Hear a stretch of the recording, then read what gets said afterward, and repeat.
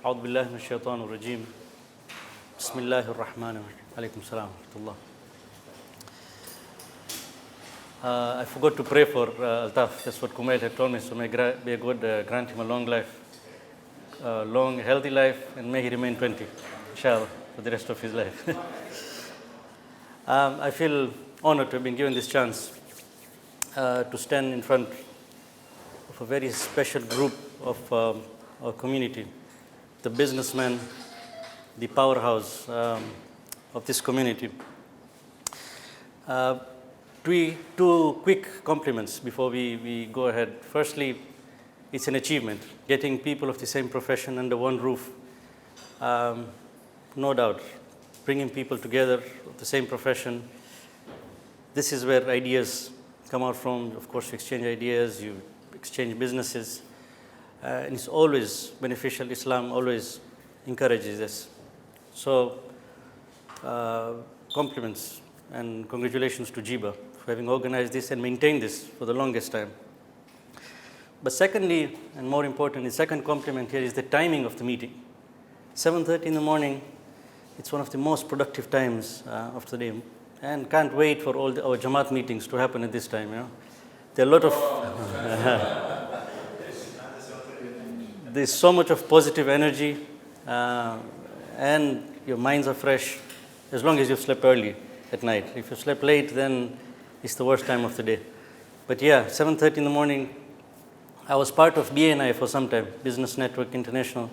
They have the meetings at 6:30 in the morning, and brilliant, over coffee. So keep it up. I was at the British Council some time back. I had gone to attend a public speaking workshop there. So they taught us mind mapping when it comes to public speaking. So 3 questions that you should ask yourselves when you're public speaking. As a speaker, you have to ask why. Why are you here? And what are you going to speak? And how are you going to do it? So the first question, that's where the challenge was. Why? Why am I here? I'm not a businessman. And when it comes to business, I'm in an entirely different profession. It's healthcare. But of course, it is getting commercialized, so business is quickly catching up in the healthcare department. When it comes to business, I have a very poor business brain. And I think I'm the youngest here. Maybe Altaf, right? Am I younger than you? I feel 20. So when it came to why, I had to choose a topic to keep us on the same page. So that's why I chose this topic. I think most of you must have got this message. The use of the intellect in our day-to-day lives. So intellect, let's start by defining intellect. A layman would call it akili in Swahili, or in Gujarati we'd call it akal. In Arabic we call it aql. And that's people associated with a person who is sane, person who knows what he's talking, or person who is smart. Okay, that's a layman's definition. But if you were to go to the dictionary and pick up a definition for the human intellect, it says it's the faculty of reasoning and understanding objectively, especially with regard to abstract and academic matters. Now, I don't want you to memorize this definition, but just keep it in mind, because where we are going, we're going to come up with something slightly different.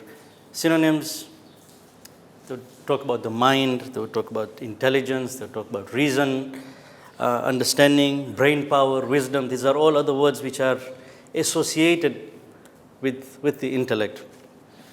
How is it measured? We cannot see our own intellect, but then 1920s, I think there was a German psychologist, if I'm not mistaken, he came up with this IQ system whereby they give you tests and measure your intelligence quotient, and that's how they judge. So in universities, in teaching institutions, they measure your IQ. So people with a higher IQ, then you have people with a lower IQ, and then you have people who have no IQ at all. You know, the insane or the sick people. So the people with higher IQ are the ones who are considered to be the intellectuals usually of the community. So they are the ones who end up being doctors, engineers, lawyers, business people, those who have graduated from business school. So one of the main criteria in universities would be a higher IQ. And generally the public would call these people the intellectuals of the community. So I'll stop here when it comes to, this is the Western world, this is the day-to-day lives that we go through. This is how the intellect is seen. But let's come to the Eastern religions and see what the Eastern religions say about the intellect. It's a bit different. I love comparative study. I love comparing different religions with Islam, with our scientific world. So let's start with Hinduism. This book that I've mentioned so many times in the lectures, few lectures that I've given, The Dialogue with Death by Eknath Easwaran. Dialogue with Death is the name of the book. So he gives an example that in our day-to-day lives, every person is given two choices. At any given time, a person is given two choices. He calls it the Preya and the Shreya. These are Sanskrit words, Preya and the Shreya. Preya is a path that gives you immediate gratification, immediate rewards. It does not think about the future. So you feel the pleasure straight away, but it's short-lasting. Okay, it's short-lived. It finishes there, and it tells you, and it has very good marketing skills. So it looks very, very attractive. That is Preya. Shreya is a silent path. It does not invite people. Usually, it does not look that attractive, and you don't get immediate benefits. But if you were to take that path, you would get long-term benefits. In a sense, you'd see the benefits later on in life. Not only that, but those benefits would be much more profound and it would last longer. So he says these two paths are in front of you. To go through this path in this world, you are given a horse chariot. So he gives this example, Ghoda Gadi. So you have 5 horses in the front, you have the reins, you have the controller, the driver, and you have the passenger sitting behind. And of course, a nicely decorated chariot. So he says you have been given this chariot to go on this path that you choose. You either choose Preya or you choose Shreya. So these 5 horses that you have in the front, he says these are your 5 senses. So your touch, your taste, your eyesight, your hearing, and your smell. These are your 5 sensory organs. So these are the 5 horses in the front. And then you come to the reins that control those sense organs or the sensory organs. So there you have your emotions, your desires, and your mind. Eknath Easwaran says those are the reins. And who is holding those reins? Who is controlling those horses? That's the intellect. So the intellect is the controller, he is the driver. And the chariot that you have, the nicely decorated chariot, that's your human body. So when you say that I'm 5 or 6 feet tall, you're not talking about your soul. What you're talking about is the chariot. The chariot is 6 feet tall. Okay? And then the passenger sitting behind is the soul. So the soul is just being given a ride. He gives the instructions, but it's the intellect that holds on to the reins. So he says if the intellect is sleeping, the horses will go where they're used to going. So if you let the horses loose, if you just depend on your sensory organs to lead your life, it will always take prayer. It will always take the short-term benefit because that's where horses go. Horses are animals at the end of the day. So that's your animal instinct. So if the horses are not controlled, if the intellect is sleeping, if the driver is sleeping, the soul wants to go somewhere, but because the driver is sleeping, inevitably it will be taking the wrong path. So it's very important for the intellect to be awake all the time. So now this is Hinduism. Now let's come to Islam. Let's see how Islam looks at intellect. In Islam, we are told that the soul has been given 4 capacities or 4 strengths or 4 powers. So you have quwwat aqaliyya, the power of the intellect. And then you have quwwat shahawiyya, the power of desire. And then you have quwwat ghadabiyya, the power of anger. And quwwat wahmiyya is the power of intellect. Now when you go through the books of akhlaq, the same example has been used about a horse. So you have a person, these are Islamic akhlaq books, okay? So the ulama tell you it's like a person sitting on a horse with a dog by his side, slightly different from the Hindu example, with a dog by his side, and he has a spy that he can use as and when he needs to find out, as and when he needs more information in life. So he says the horse is your desire. It's your power of desire, the quwwat shahawiyya.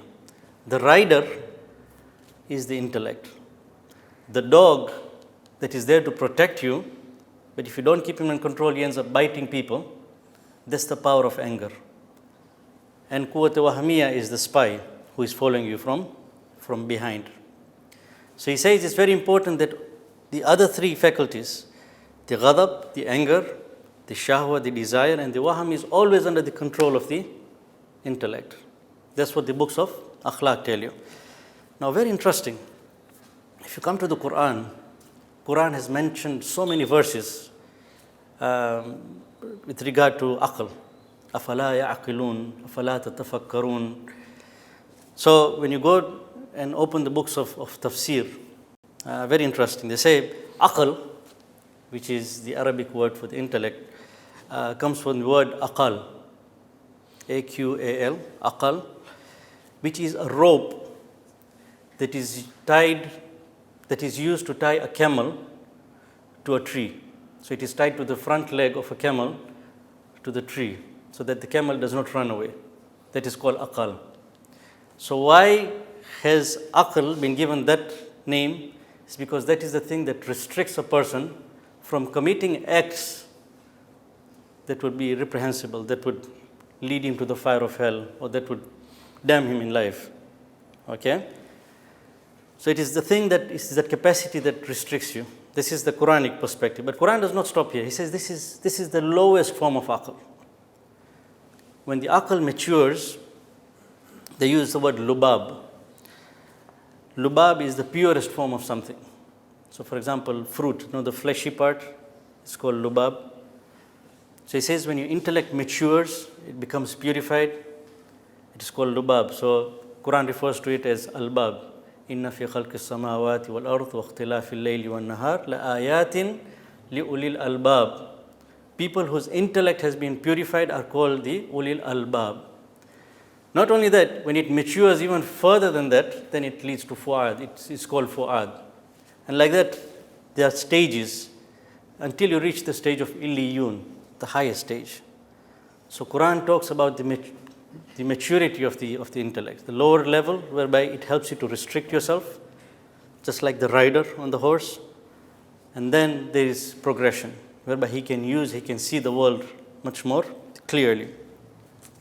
So now, I take you back to the definition that we discussed initially, the dictionary definition, and now you see the Eastern religions, how they define the intellect.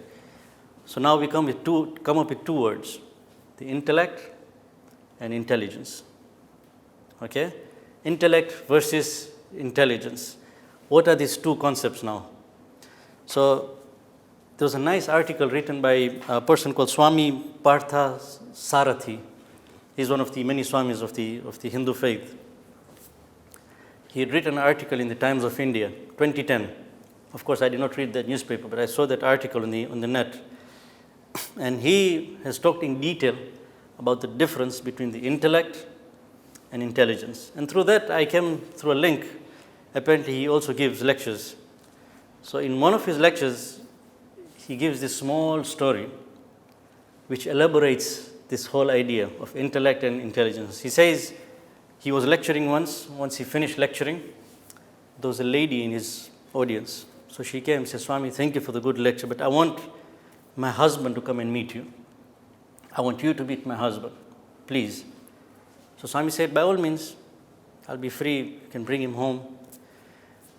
So he's sitting at home, and the bell rings, and there's commotion amongst his staff, the servants at his house. She says, what happened?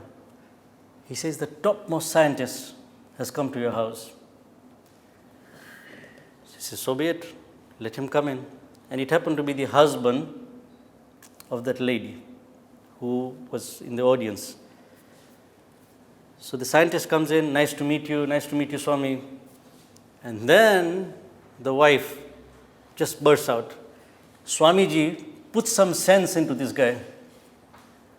So now Swami is taken aback. Here is the topmost scientist. And this lady is asking me to put some sense into him, put something into his brains. This, he says, is the difference between intelligence and intellect. Why? The wife says he can't control his anger. He is an alcoholic and he is a chain smoker. He is the topmost scientist, but he cannot control his anger. He cannot control his cravings. So Swami says this is the difference between intelligence. He says he may be the most intelligent person in the world, but he is not using his power of intellect. The horses are not in control. They just go wherever his sense organs take him. So it's only after understanding this that now in the scientific field or in the corporate field, now you have emotional intelligence coming in. So instead of IQ, now you have EQ. The intelligence quotient now is becoming the emotional quotient. People who are in the HR department. So you have your sense organs. It sends, so whenever you sense something, via your spinal cord, it goes to the brain. And it has to reach the frontal lobe, the frontal cortex, which is the rational center, where decisions are made. But on the way, they have to go through the limbic center. And limbic center is where all the emotions are released. So you can't stop your emotions. Every sense that you feel, be it smell, be it sight, it has to trigger some emotions. So they say that you cannot stop your emotions, but what you need to do is create communication between your rational center and your emotional center. And that is where emotional intelligence comes in. That is one way. So for those of you who have undergone emotional intelligence training, they talk about personal competence and social competence. Under personal competence, you would have self-awareness, self-management, and under social competence, you would have social awareness, relationship management, and things like that. We won't go into detail, but that's where the corporate world is heading now. It's not only IQ, but people being able to use their intellect, people being in control of their emotions, okay? So these are just other words that are being used now. Instead of intellect, you have emotional intelligence, or you have many books written about willpower. What is the willpower, So they say it is the ability to resist. It is the ability to resist short-term temptations in order to meet long-term goals. Again, it brings us back to the Preya Shreya story. So Charles Duhigg has written this book, Power of Habit. Many of you must have read this book. It's a must-read, Power of Habit, well-researched. So he takes Starbucks as an example, Starbucks coffee. He takes them as an example. As of 2012, they had 17,000 stores, over 50 countries around the world. But the CEO, he quotes the CEO. He says that we have staff who deal with people all the time, people who are stressed, people who come from different fields of life. So he says our staff have to be emotionally stable. If they start losing their temper, it compromises our services. So we have to train our staff. So he puts it very nicely. He says, we are not in the coffee business serving people, but we are in the people's business serving coffee. So they've trained almost 1 million people globally. 1 million people have gone through Starbucks and they've become better people. So if you read this book, you have people giving their testimonies that after going through Starbucks, our lives changed because they were trained. What do? They say we make willpower a habit. They make you do things continuously until it becomes a habit. So you don't lose your temper. When people get angry in front of you, for you it's just a habit. I bring you back to Islam. Akhlaq. This is nothing but akhlaq. What is akhlaq? Akhlaq comes from the word khuluq. Khuluq means your character. And that comes from the word malaka. Malaka is power of the soul, whereby it has the ability to do things, habitual things, without the intellect having to think about it.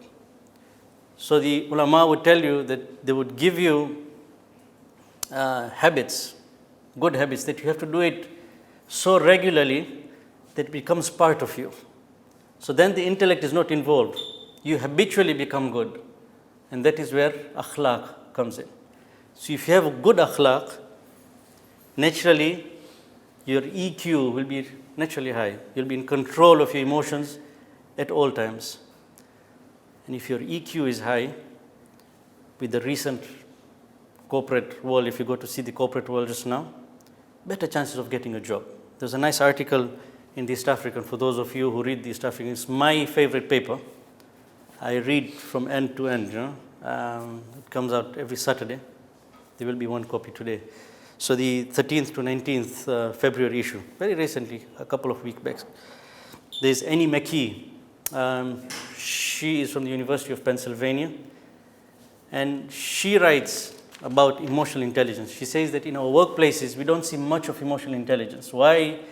Because the bosses, when they are hiring people, they still hire people based on their IQ and not on the EQ. So she's put the do's and don'ts. How to hire people based on their emotional intelligence rather than only their intelligence. And if you do that, what happens is the boss himself has to have a high EQ, so he has better empathy towards his staff, he understands his staff better, he is kind towards his staff, he gives them better benefits. Not only that, but now you have an environment in a working place whereby everybody is emotionally sane. Everybody's intellect is in control of their emotions.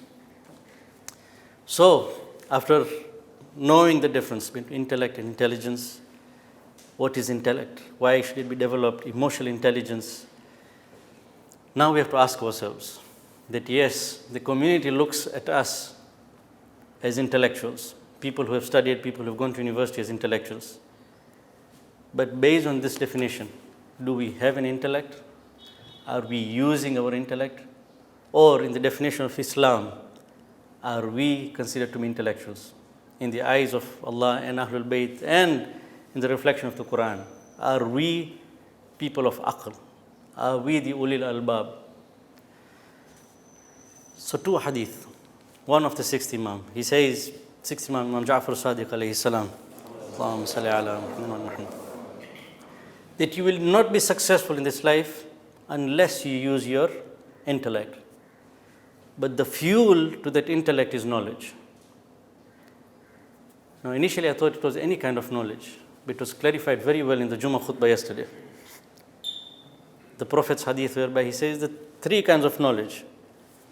The one that gives you something to chew on, tafakkur, or something that gives you good akhlaq, number two.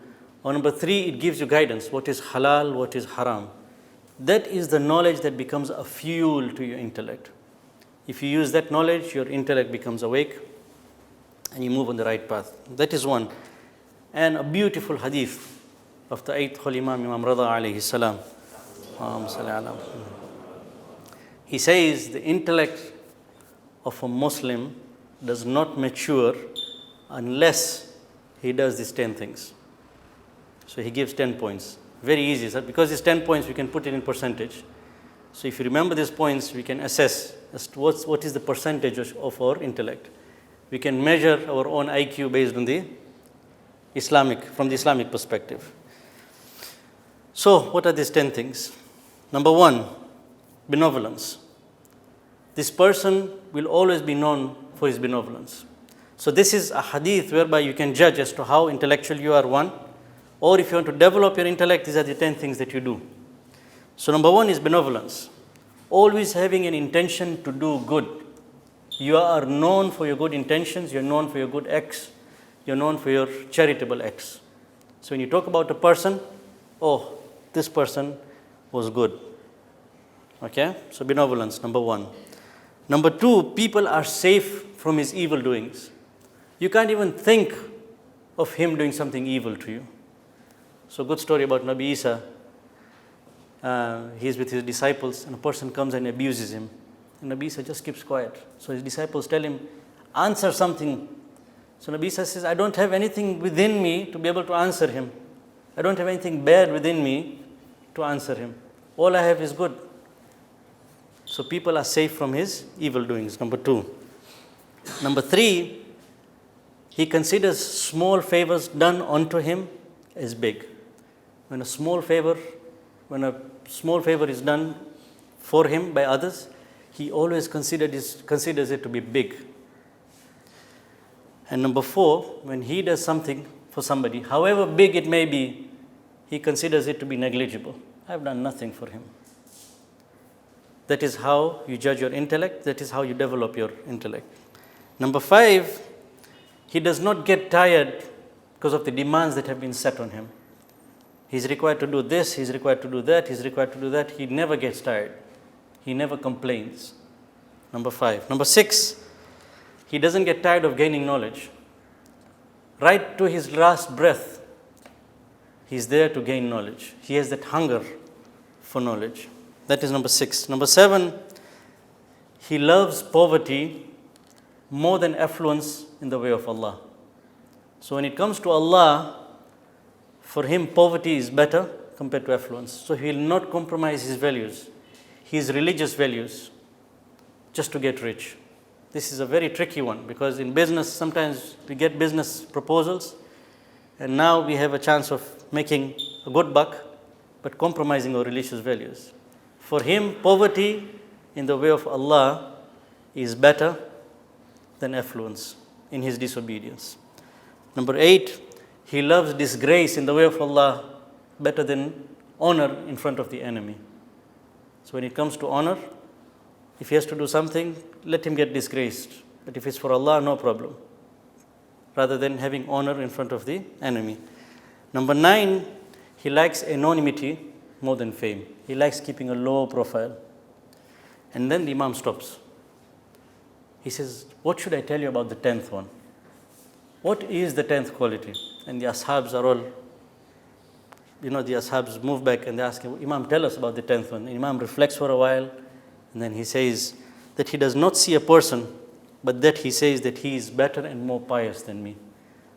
When he sees another person, he always says that this person is better than me when it comes to piety and it comes to akhlaq. He doesn't consider himself to be higher, but he considers this person to be, any person that he meets, he considers them to be greater in piety and akhlaq.